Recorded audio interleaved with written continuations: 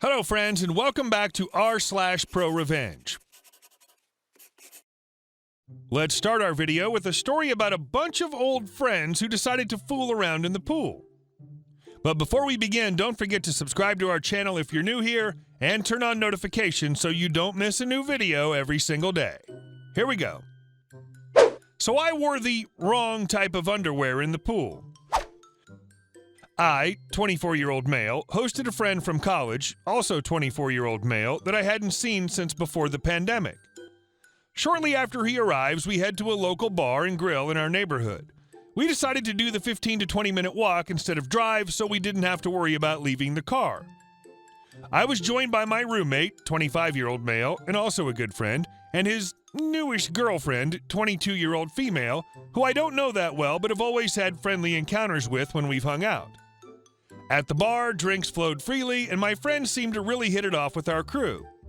We stayed longer than expected, and it was fully dark, and we were all well buzzed by the time we decided to walk home.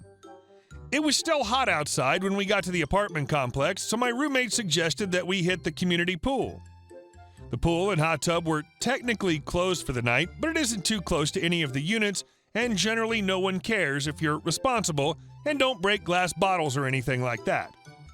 After debating whether to head back to our place to change first, my roommate insisted that we're all friends here and that we could all just go in the pool in our underwear. Everyone agreed on this, although my roommate's girlfriend announced, "You guys have fun with that," and proceeded to lounge next to the pool on one of the deck chairs and scroll Instagram. We strip down and hop in the pool and are having a pretty good time just messing around. After some time had passed, my roommate was chatting with his girlfriend, then quietly approached me afterwards. Apparently, his girlfriend was very uncomfortable with me wearing just briefs in the pool. Both my roommate and his friend were wearing boxer briefs, and she wanted me to go all the way back to the apartment and change into a swimsuit.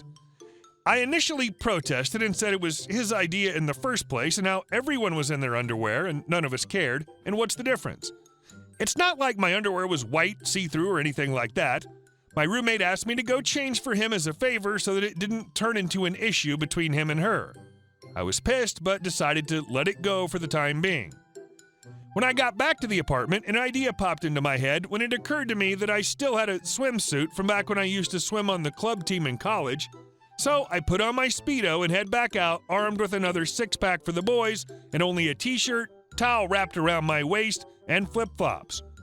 I get to the pool, announce I'd changed into my swimsuit, as requested, drop the towel and ditch the tee, and launch into a wicked cannonball into the pool. I can see a wry smile on my roommate's face, but nothing else was said about my choice of attire. We go on in the pool, and a few minutes later, she announces that she's tired and is going to bed. We stay out late, including more beers and laughs in the hot tub while the girlfriend was asleep at our place. And our second story. I'll get paid for time worked one way or another. I work in a nursing home as a CNA on a night shift. Despite what people might think, we don't sit around watching TV, reading, twiddling our thumbs, and eating candy all night. We help people get ready/go to bed. We answer call lights, which could be for anything from I'm thirsty/lonely/bored. Although they don't say that, they just come up with little random things for you to do for them, constantly. Do they have to go to the bathroom to, hey, I just projectile vomited everywhere and need to be cleaned up, and anything in between. And then we have rounds where we toilet/turn people who can't do it on their own. And between taking care of residents, because in theory they're sleeping most of the night, we have other duties that basically boil down to tidy up after evening shift, clean/wipe things down, and get things prepped so day shift has one less thing to worry about. All of that is to explain I'm on my feet and usually doing some significant lifting/pushing/pulling for 8/10 of my shift, from 10 p.m. to 6:30 a.m. when a body wants to be sleeping. For every 4 hours, you get a 15-minute break. 8 hours equals 30 minutes, unpaid time where you're off the floor and not answering lights or taking care of people. I was going to say this is state mandated for nursing, but then wasn't actually sure. It's always been in my work policies handbook, but sometimes they go above and beyond what's strictly required. If you can't take a break, for example, being short-staffed and not having enough people to cover, we have no break slips we can fill out, giving the reason, and have our direct supervisor sign it. Because we don't clock out/back in for breaks, it's automatically built into the system. You work a certain number of hours, it's assumed you had your mandated break unless you indicate otherwise. I say we have them, but it might be more accurate to say used to, because fairly recently we were told we were not going to get a mark against us for every time we didn't take a break. So many breaks equals probation, probably which essentially lowers your raise increase that year. I'm not sure why this went into effect. If people were abusing it and going, "Oh, I don't need a break, I'll just work through and sign a slip," I don't know.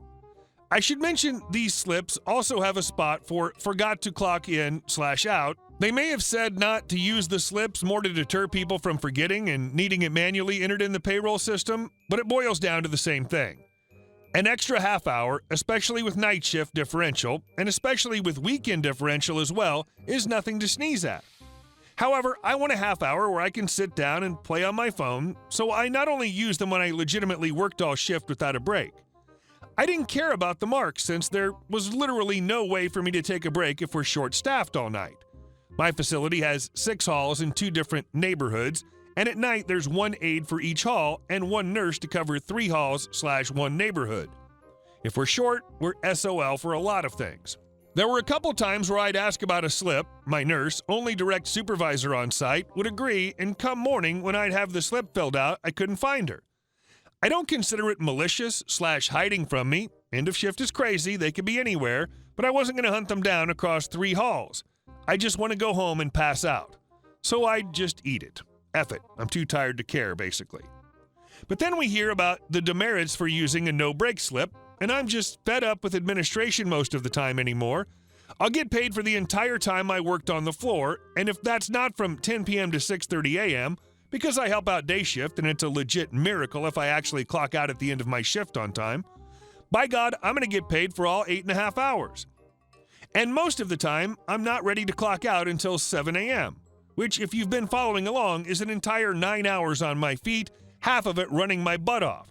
Most of the time, I only get to eat because I blatantly disregard the no purses at the desk rule and bring my lunch in my purse and can cram a few mouthfuls in throughout the night. So, I can't fill out a no-break slip. I'm required to take a 30-minute unpaid break on the clock. I can't when we're short. Fine. You've probably guessed by now, but I started getting everything done at the end of the shift, then sat my happy butt down in the break room for half an hour, walked down the hall and clocked out to leave, which means sometimes I'd be clocking out at 7:30, an hour after my shift was supposed to end. Nobody has said anything to me, although I haven't been secretive about it because I'm bitter about the whole bullcrap thing.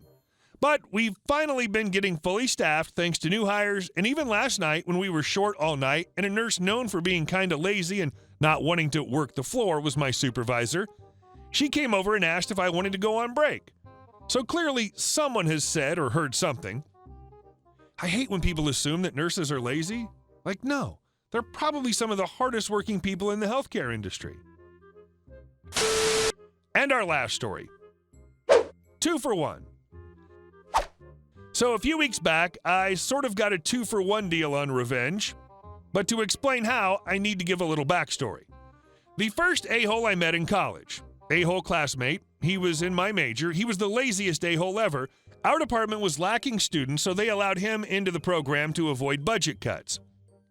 Anyone unfortunate enough to get stuck with a-hole classmate on a group project was pretty much doomed to do the whole project themselves. It was a project built for a group of people to complete in a month. Being in his group was an automatic C. He never did work, and in my case managed to lose all of our work after taking it home to copy it.